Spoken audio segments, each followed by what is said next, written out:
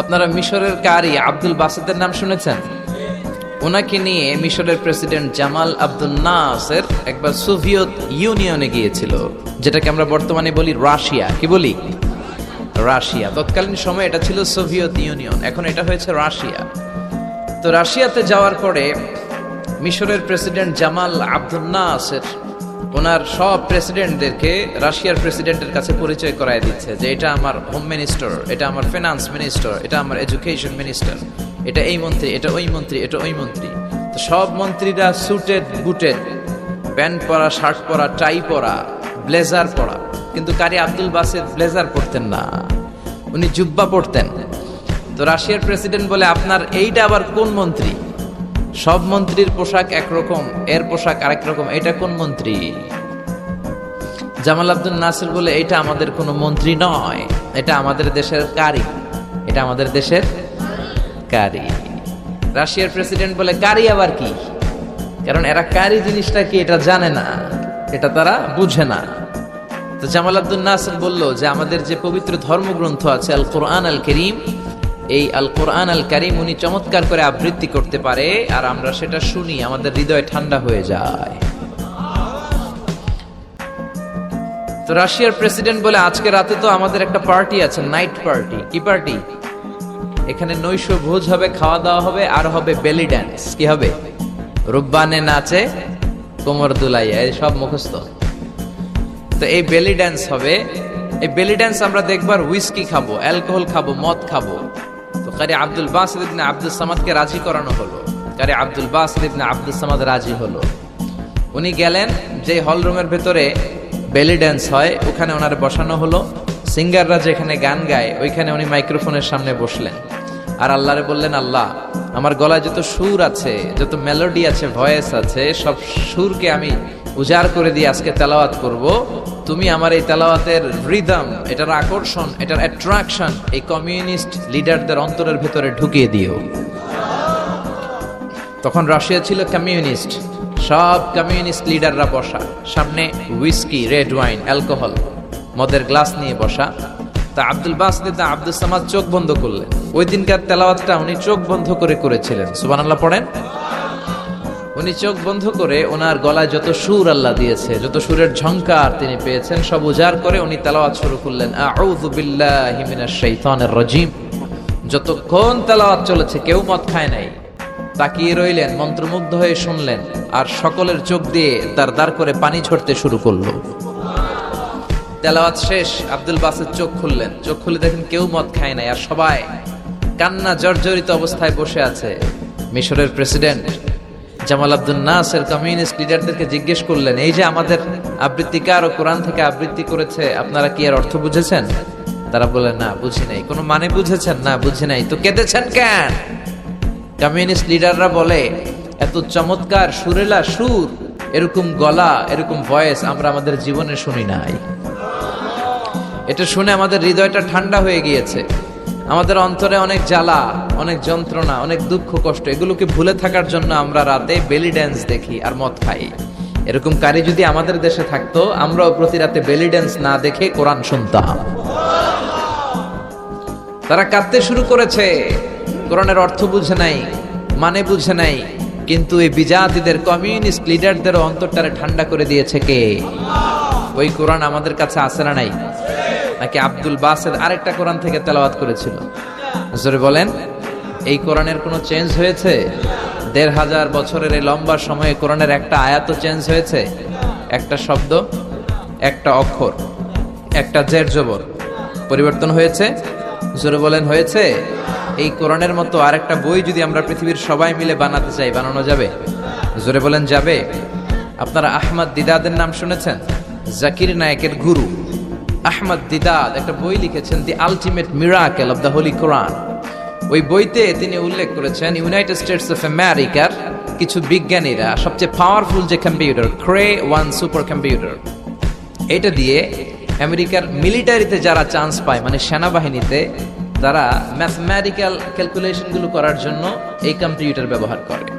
তো আমেরিকার বিজ্ঞানীরা আহমদ দিদাত তার ultimate miracle of the Holi কোরআনে বলছেন যে কম্পিউটারের সব ইনফরমেশন গুলোকে কনসাইজ করে ওই ক্রে 1 সুপার কম্পিউটারের মাইক্রো চিপসের ভেতর ঢুকিয়ে কমান্ড করেছে, is it possible to create a book like Quran? ও কম্পিউটার, তুমি অ্যানালাইসিস করে বলো, এই কোরআনের মতো আরেকটা বই কি পৃথিবীর মানুষের বানানো সম্ভব?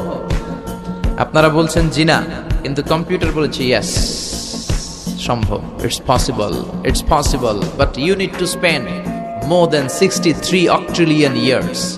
সম্ভব, কিন্তু পৃথিবীর সব মানুষদেরকে 63 অক্ট্রিলিয়ন বছর বেঁচে থাকা লাগবে আর চেষ্টা করা লাগবে। এটা শুনে বিজ্ঞানীরা তো মহা খুশি, হোক না অক্ট্রিলিয়ন আর ফক্ট্রিলিয়ন, পারা তো যাবে। কিন্তু নিউমেরিক্যাল সায়েন্স বলে যে octillion is very dangerous to reach there. Octillion হচ্ছে এমন একটা সংখ্যা যেটা পর্যন্ত পৌঁছা মানুষের পক্ষে অসম্ভব।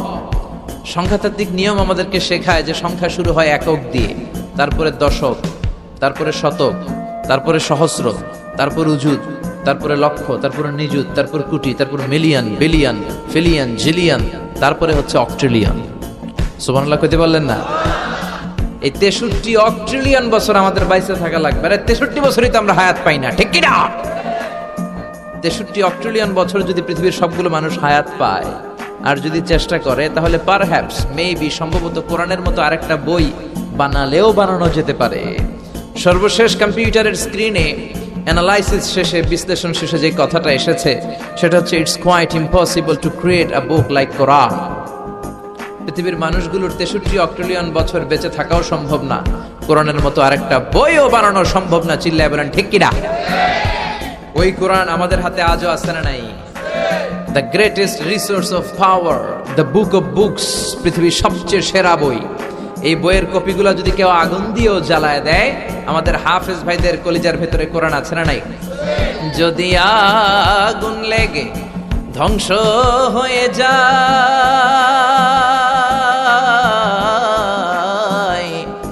ধ্বংস হয়ে যায়, যদি আগুন লেগে যায়, পুড়ে যায় পৃথিবীর সব বইয়ের দোকান, বিশ্ব থেকে হারাবে না পবিত্র কোরআন, বিশ্ব থেকে হারাবে না পবিত্র কোরআন। পড়েন আল্লাহু আকবার। এজন্য পৃথিবীর যত কোরআন আছে আগুন দিয়ে জ্বালায় দিলে পৃথিবী থেকে কোরআন দূর করা সম্ভব নয়, কারণ হাফেজ ভাইদের কলিজায় কোরআনকে সংরক্ষণ করেছে কে? এই পৃথিবীতে যত রাসূল এসেছে, সব নবী রাসূলের একটাই দাওয়াত ছিল, তোমরা ইবাদত করবে একজনের, তিনি কে? ইয়া কওমি ইবুদুল্লাহা মা লাকুম মিন ইলাহিন গায়রু। ও আমার কওমের লোকেরা, ও আমার স্বজাতির লোকেরা, এক আল্লাহ ছাড়া অন্য কারো ইবাদত করো না। জিকির করতে হবে একজনের, চাইতে হবে একজনের কাছে, সেজদা দিতে হবে একজনকে, তিনি কে? আল্লাহ ছাড়া কাউরে সেজদা দেয়া যাবে? আমাদের দেশে মাজারে যে সেজদা আছে না নাই? এই মাজারের নামে যে ভণ্ডামি, এটার সাথে ইসলামের কোনো রিলেশন আছে? সম্পর্ক আছে? এই ভণ্ডামির সাথে ইসলামের কোনো সম্পর্ক?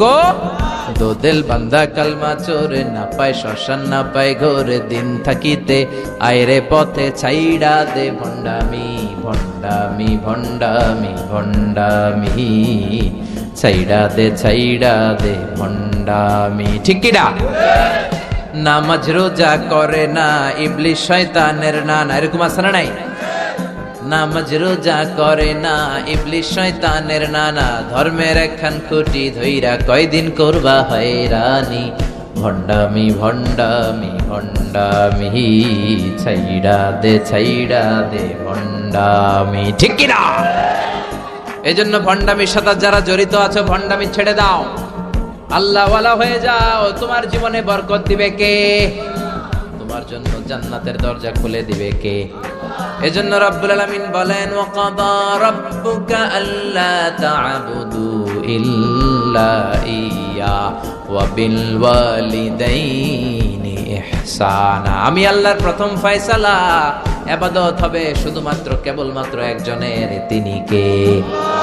আমরা প্রত্যেক নামাজে সূরাতুল ফাতিহায় আল্লাহরে বলি, আল্লাহ ইহদিনাস সিরাতাল মুস্তাকিম, ও আল্লাহ আমাদেরকে সহজ সরল পথ দেখাও, সিরাতুল মুস্তাকিম দাও। আল্লাহ বলেন, আনি'বুদুনি হাযা সিরাতুম মুস্তাকিম, আমি আল্লাহর ইবাদত করো, এটাই সিরাতুল মুস্তাকিম। আল্লাহু আকবার।